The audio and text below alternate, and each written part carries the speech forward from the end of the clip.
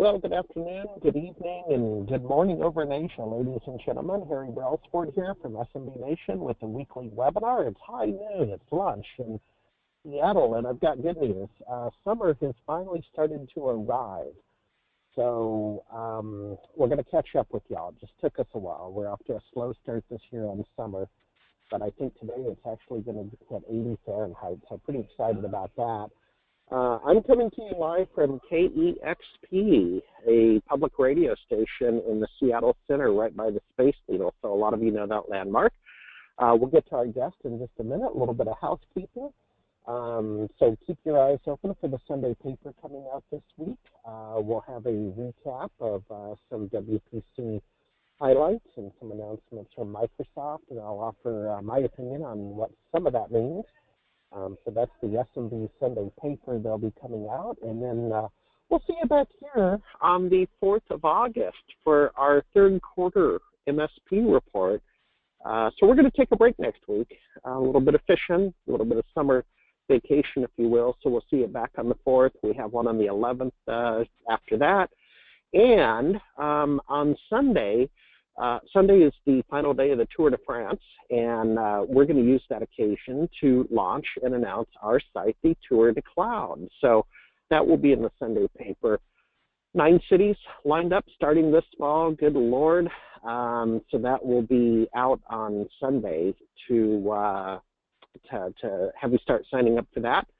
And with that said, I have Xavier Simon from Sydney, Australia. And Xavier, it's 5 a.m. Do I got that right? It's morning over in Asia and Australia, sir. Well, actually, it is 5 a.m. in Australia, but right now I'm in Chicago, Illinois. Oh, and it's nice and warm. Yeah, I was gonna say you got a little humidity there. Well, you know, Xavier, that makes sense because you were just participating at WPC in Toronto. So that makes perfect sense that you would maybe hopefully extend your stay to include a little bit of pleasure. But welcome back. So folks, this is Xavier's second visit. Let me give you the context. We got together about 6 or 7 weeks ago to talk about workspace as a service, and they're really pioneering some of the engineering surrounding that. Just what was notable about that event, Xavier, was I was just coming out of that tropical storm in Orlando. So I remember I had to stand by the window so my phone would work. And so I do remember that. But with that said, time is of the essence, sir. Let's jump into today's presentation. I'll give you the talking stick now. Perfect. Thanks a lot, Harry. Well, good afternoon, everyone. I suppose it's afternoon everywhere in the States now. So Xavier Simon from Northbridge Secure. What I want to talk about today a little bit is I want to talk a little bit about the cloud or not the cloud. So how essentially do a bit of a recap on how we see the cloud today being completely used and abused to sell solutions that often do not answer the customer's requirements. And we see this more and more. It's a new trend we see in the market out there today, a new trend over the past couple of years. It's added to the previous trends we had before. Now, don't get me wrong. I'm not here to try and say the cloud is bad. Some cloud solutions are absolutely fantastic. Some absolutely answer customers' requirements, but quite often we can see the cloud sold as the panacea and the answer to everything out there in the world, when quite often it's not the case. And I'm sure every single one here has experienced, just as we have on our side of the business, experienced broken cloud migrations, like cloud migrations that just went south because the customer didn't quite understand what was happening or what they were going for. And eventually, we had to, just as you had, we had to come around and fix and mend the broken pieces. So what I want to talk about today is try and explain why this is happening and how this is happening today, and then give you some hints and pointers to try and help your customers understand if the cloud is really the right migration, the right solution for them. Try and understand if there's other solutions that are less overkill and less complicated and less risky for the organization as well. So to illustrate what I'm going to say is, I just want to make a bit of a parallel with with a completely different world. And it's essentially, what if IT was something that customers could actually understand? Because quite often they don't. Let's face it.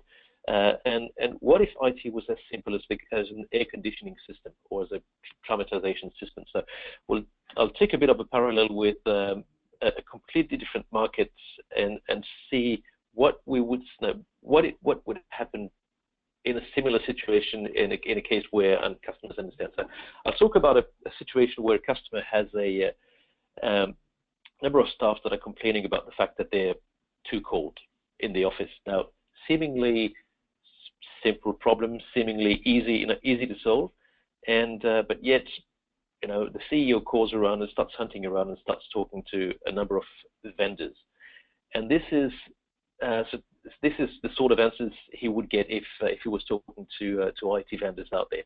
So first off, he'd find vendors that have solutions that have nothing to do with the problem, but they're just trying to flog their product because they can. So in our case, it could be, so staff are called.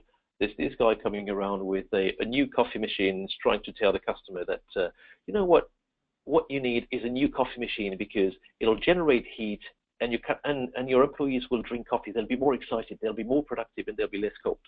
It sounds stupid, but it's exactly the sort of sales pitch we hear every now and again in IT. Obviously not with coffee machines, but equivalent, right? Solutions that have nothing to do with it, and they're just trying to twist it. The other guy you'd see is the people that have overkill solutions, typically in ERP in the IT world, for very large ERP that they're trying to sell to very small customers. In our case, it would be just equivalent to someone to a vendor coming around and saying, you know what, you've got a couple of stuff that are called. What you need to do is completely refit all your windows, completely change all your walls, and completely change your offices. It'll be expensive, but it'll be worth it. Now, these two things, we've seen them time and time again over the past 20 years. It's always happened. But there's a new one that started happening over the past few years that's quite different, and that's the cloud thing.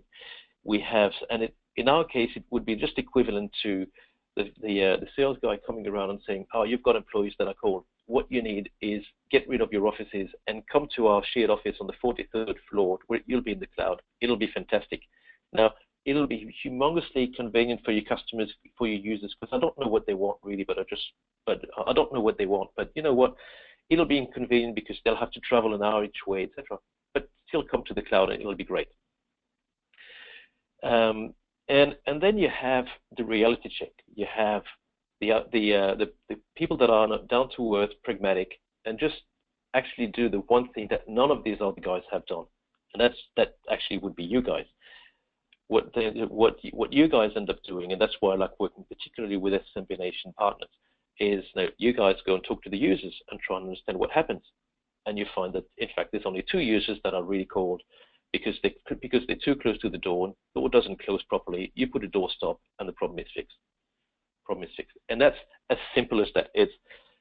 We find in the market today that there's more and more of these people trying to sell and push products that have nothing to do with the customer's requirements, because the one thing they don't do anymore is they don't go and talk to the end users, and they don't understand what the problem really is. Now, why is this happening? And why is this actually working? And why are they actually selling it? Well, what's happening is that you know something that customers don't know. And the one thing you know is that the one thing you understand is that the IT environment, specifically applications in the customer environment, are actually part at the cornerstone of a complete ecosystem. And customers don't understand that. And the ecosystem goes far and beyond the actual application itself. The application is at the cornerstone of the users and how the users actually relate to the application and understand what they do. The customers and what the customers need. the business processes in that, how the business actually works with the application, how the business app actually makes business out of with this application, the features of the app, what it does, but also on the other side, the security measures around the application, the IT environment around it, and by that I mean the other applications, the servers, the etc., how the application actually integrates with all this environment. The IT processes, all the backups, all the monitoring, all the etc., all these things that you do that makes things work, and the historical data. Now, what's happening there is that with all these solutions that are coming up today, we have what we're doing is we're actually changing this one piece that is right at the center of everything that's happening out there today, the application. And that has impact on the rest, on the users, on the customers, on the business processes. That's probably the biggest one. Every time you change an application, you have to change the way you work. The features, what the product does and how it works for you and how it helps you achieve what you want to do. But also the security, the IT environment, how it integrates with the rest. The IT processes, how you back up the data, how you make sure it keeps working, and the historical data. Now, that's where customers quite often fail in understanding what the cloud is going to bring in, and more so than any previous behavior or any previous solution, the cloud actually completely shakes this whole ecosystem. Sometimes it works, and sometimes it's worth it. Sometimes it's not. That's why. So here's what I'm saying. The cloud is not necessarily the panacea. You have to understand why you want to move to the cloud. You have to be able to understand that the customer comes first, and therefore the customer needs guidance from IT and needs you to help them understand what's coming up, etc. And cloud can be a very emotional move. And I'll talk about that a bit later on, because there's expectations around the cloud that do not necessarily require the cloud. And use your head, not your heart. Make sure that when you make this move, you make a rational decision. Now, I've got a bit of a checklist here as in terms of elements that can help you. Sorry? Yeah, Simon, I had a thought, if you don't mind, is that you know, the way you're, love the direction you're going. I wouldn't be surprised if in, I don't know, let's say 10 years, we don't even call it the cloud. You know, this industry, we start out with words, and then 10 years later, it's irrelevant. And, you know, my children's children are going to go, what's cloud? Absolutely, absolutely. You know, what do you mean? So, you know, that's that. I just wanted to interject that, because you and I, we've just seen it time and time again where the language, the dialect changes in our industry. Absolutely. And it's funny to look back at it. But please continue. I'll try to interrupt accordingly. Yeah, please do. So look, it's a good point. Now where the cloud is more disruptive in this whole ecosystem than everything else is that it actually changes radically everything, including the IT processes, including the IT environment, including all of that. So that checklist here is a checklist that I've used personally many, many times when talking to customers that had decided to move to the cloud, to try and help them understand before they make the move, actually, hold on, have you considered everything? So this checklist is, I believe, the most exhaustive we could find and the most exhaustive we could create, trying to understand have we considered everything and all the risks we're taking before we start moving? Now, it doesn't necessarily just apply to the cloud, but it applies particularly well to cloud solutions as a whole. And so the whole point is that, well, before you move to the cloud, have you considered the cost of migration? That's an easy one. Quite often, you know what it's going to be. But the cost of retraining the users, because you're changing the way they work, you're changing everything. The cost of changing network. Quite often, you need to upgrade your network, you need to, etc. That has an added cost. That is one of the biggest causes of cloud of cloud failures because it ends up being slow.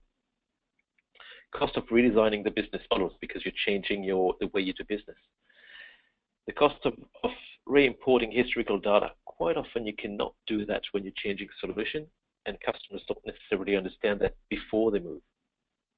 Cost of reintegrating with other applications, recreating this whole ecosystem. Beware the sales pitch. Are you being sold a product that will actually do what you're trying to do? And did you understand the scope of what you're trying to do? Or do you understand the scope of what is going to change? But then we also have the cost of rolling back if it doesn't work. What if you don't like it? Are you stuck with it, or can you move back? Cost of re-implementing IT, the whole backup. Can I, as an IT partner, still maintain your IT environment?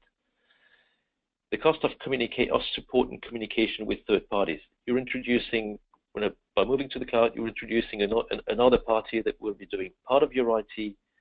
Quite often, the communication will rely on will reside with you, the IT partner. Is that something that's going to work? And the cost of not understanding the new security measures. Where's your data? Do you still control it? Do you still have this access to it, etc.? Now, this list, time and time again, I've used it to go through a potential cloud migration with my customers.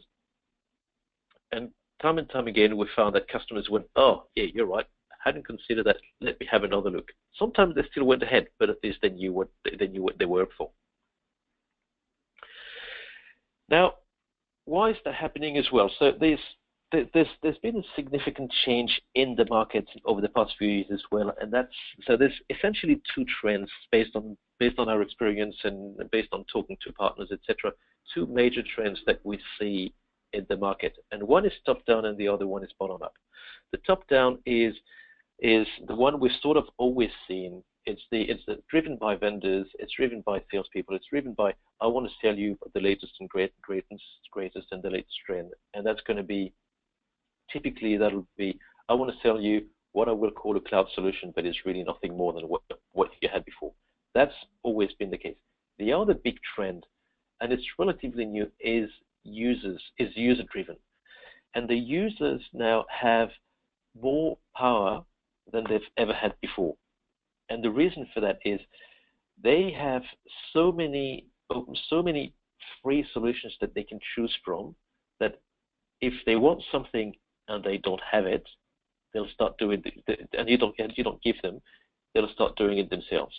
This is exactly why we see more and more companies having dramas with their users having data on Dropbox, on a consumer grade product that is completely outside the control of the organization, completely unmanaged, etc.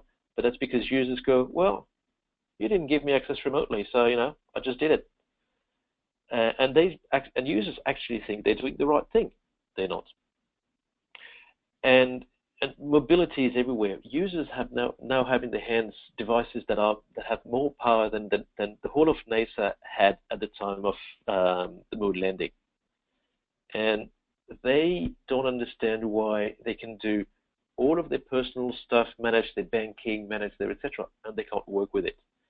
And that is what we see out there from the user's point of view. The bottom-up trend is the biggest demand. Is users saying, "I want to use my device. I want to be able to work properly using my mobile device, whether it's an iPad, an iPhone, an Android, etc." That's irrelevant. They just want to be able to do what they do on their private life. They don't understand why they can't do it in their business life. Yet they want to do it in a very non-intrusive manner. They want to be able to use their device, but they don't want. So they want their device to integrate into their work, but they don't want their work to touch their device. If that makes sense, they still want it to remain their personal device. It's a very difficult balance to achieve. Now, this is where we're coming from here. We're saying that quite often customers start moving to the cloud because they think that this is the only way they can achieve that. They can follow that trend, which is the mobility trend, ability to work with their mobile device. Now, again, this is the biggest trend we see out there with all the customers we're talking to. They have users saying, "I want to use my device. I'll be so much more productive if I can use my device."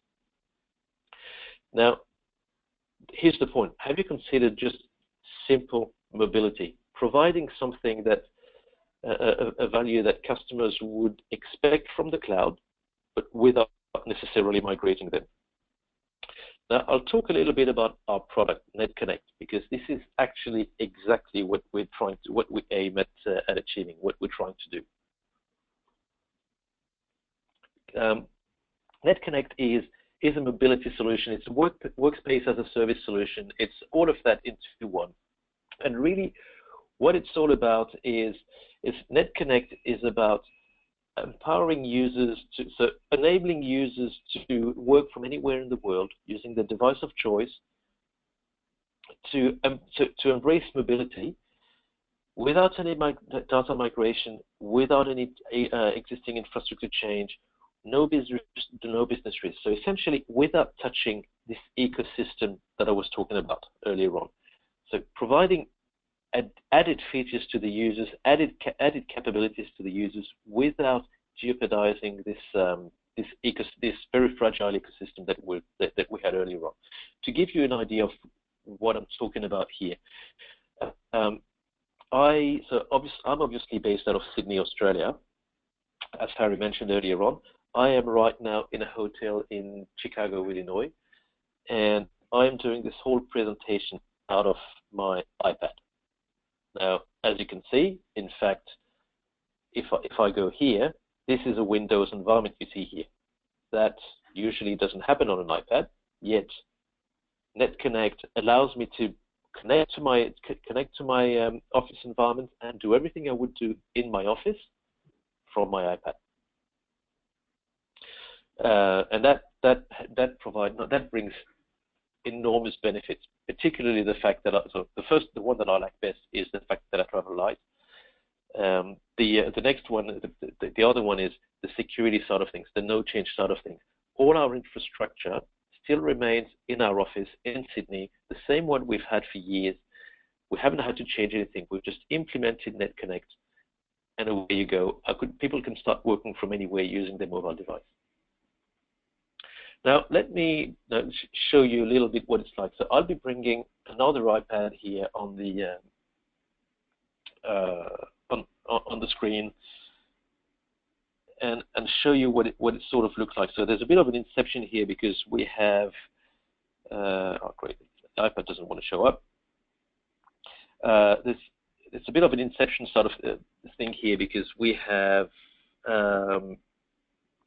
I have a NetConnect running within. I'll have a NetConnect running within another NetConnect, except my AirPlay's decided not to work. So I would not do a demonstration using my iPad. I will be doing a demonstration using just a standard. The old law of live demos. I know, it's fantastic. I love it.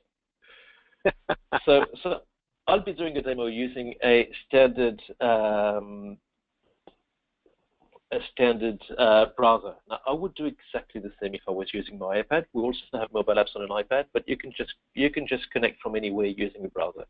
Now, with NetConnect, I'll be accessing all my data, all my applications sitting in the office without having to migrate anything. Again, we haven't touched anything in our environment.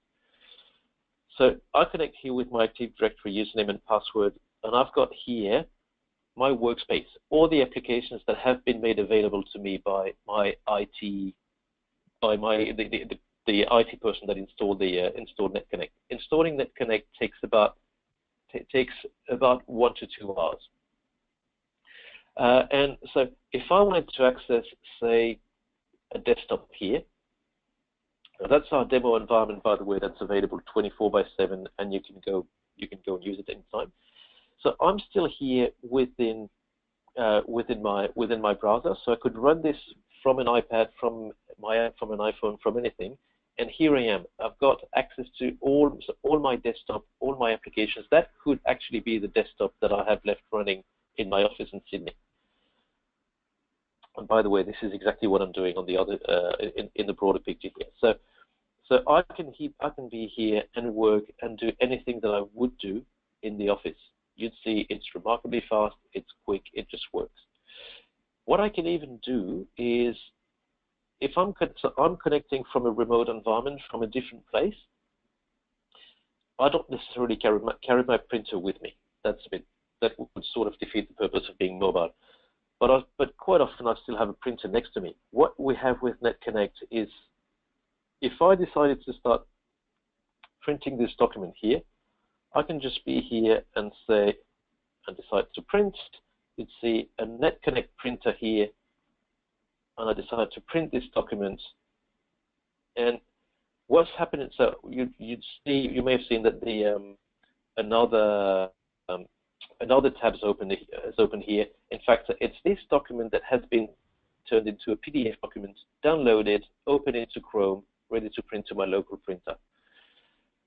By doing that, we make sure that wherever you are, as long as you have a printer right next to you, you can just go ahead and print. And so, what this means as well is if you've got an AirPrint enabled printer, you can print to your AirPrint enabled printer. Give you a bit of an example.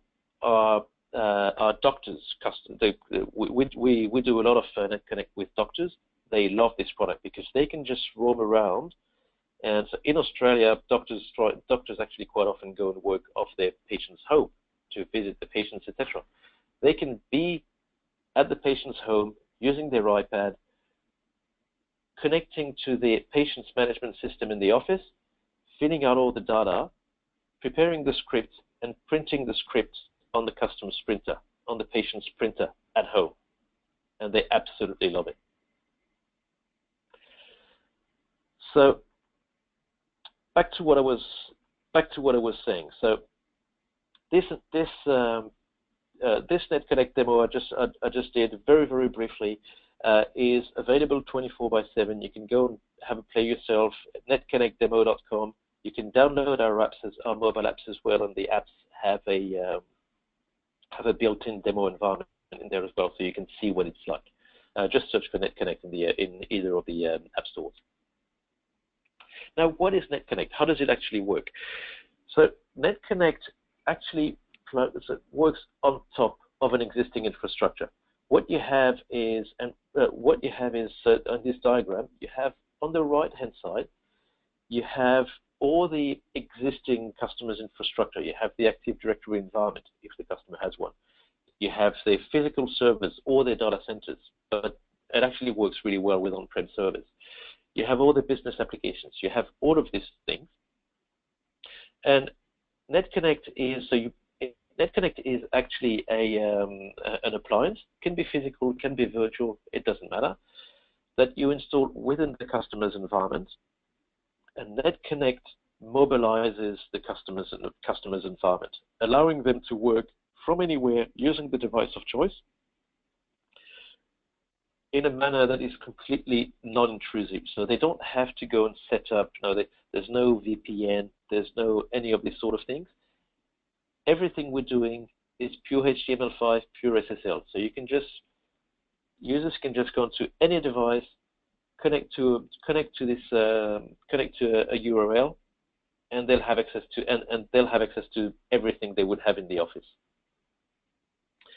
Now, what this means is, where we're coming from is that NetConnect is a quick and easy enablement.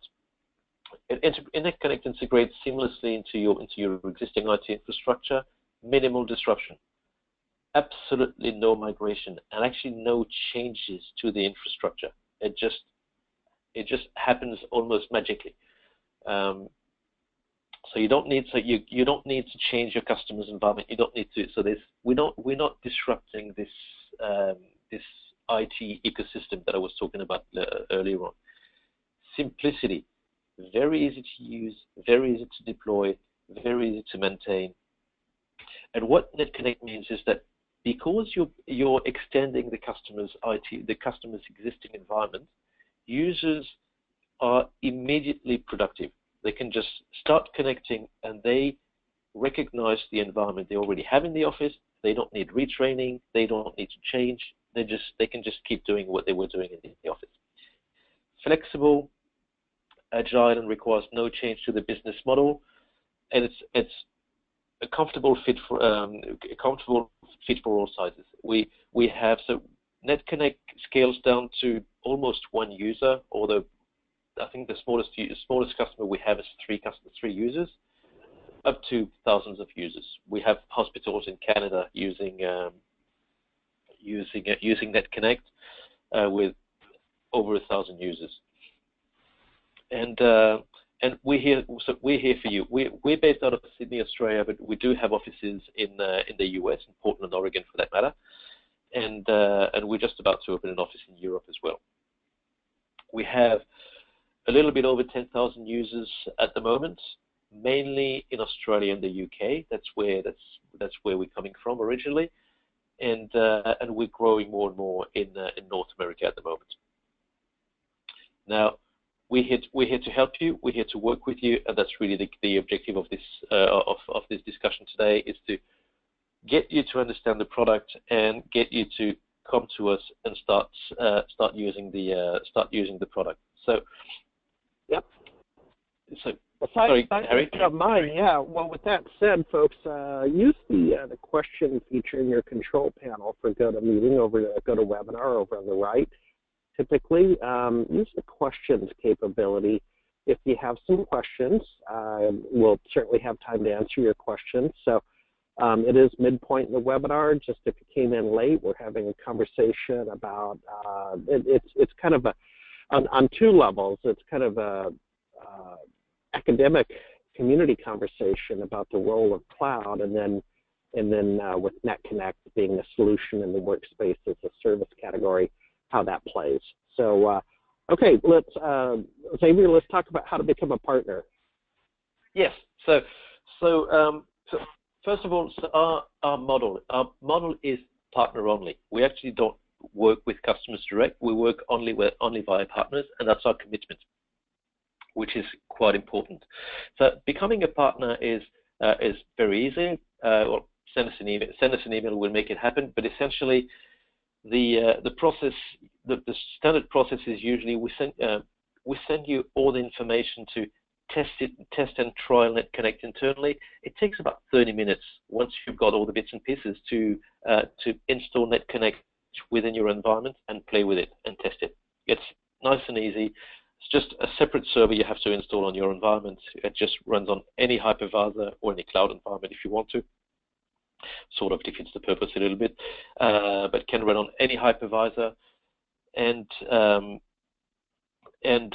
you just start mobilizing your environment.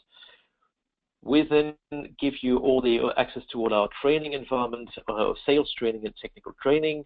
We request that you train one person on the technical side and one person on the sales side, and as soon as that's done, we give you access to in-house licenses so that you can start using the service for free internally, because we also understand that seeing is believing and using is selling, essentially. So we want you to start playing with it and start getting a feel for the full power of NetConnect, and from there on, we're here to work with you to help you pitch NetConnect to your customers. We're more than happy to be with you in calls with the customers, or if we happen to be close by, meet your customers as well, and happy to work with you. Now, one thing I didn't touch on, I just realized, that is the licensing model. It's a subscription model per user per month. $15 per user per month is the standard price. As a partner, you get 20% discounts on this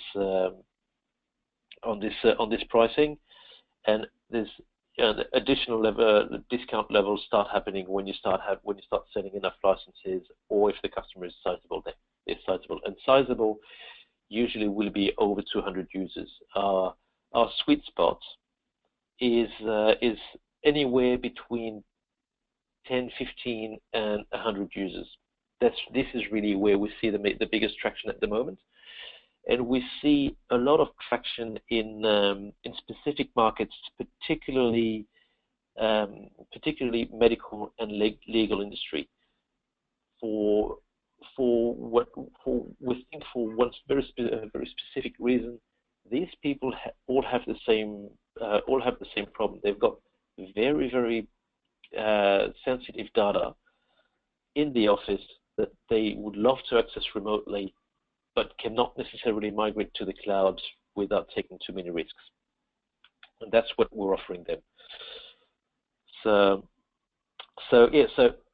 in less than 30 minutes, trial the product, give it a go, and give us a call. So you can contact us at any time on sales@northbridgesecure.com, and we'll be more than happy to have a chat with you. Yeah, so folks, let me give you a little context. And last call for questions, by the way. Xavier, I think we're between them and fishing. It's fishing season, so. Right. Okay. They're headed out on their boats, but folks, I'm actually playing with this product right now. That's I forgot to mention that in the Sunday paper. I'll have a review of the Net Connect solutions. I'm playing with it this week, and I look forward to kind of communicating with you what I found about that. And then what I would also offer is with the entry into the U.S. by the Secure Bridge, the parent, or Xavier, what is it? Northbridge Secure, forgive me, your parent company. I know the brand is Net Connect. But with your entry into the U.S., I want to applaud that you've really hopefully taken our advice and the advice of others to really participate in the community. Answer everyone's questions. I've been on a couple calls with you, and it's noticeable. It's quite frankly, it's a lost art in the community sponsor category. Thanks. Thanks. On that front, by the way, you mentioned WPC earlier on. We'll also be at HostingCon in New Orleans next week. Hence me staying in the US in the meantime. Oh, okay. Where is that? Where's HostingCon? New Orleans. Oh, good New Lord! Orleans, in Louisiana. Oh, yeah, it'll be hot and sticky. You're going from Chicago to, oh boy, okay. Okay, we have a question from a gentleman over in London, my friend David. David, good afternoon. He's asking, has this been recorded? I'd like to share it with a friend of mine. We appreciate that.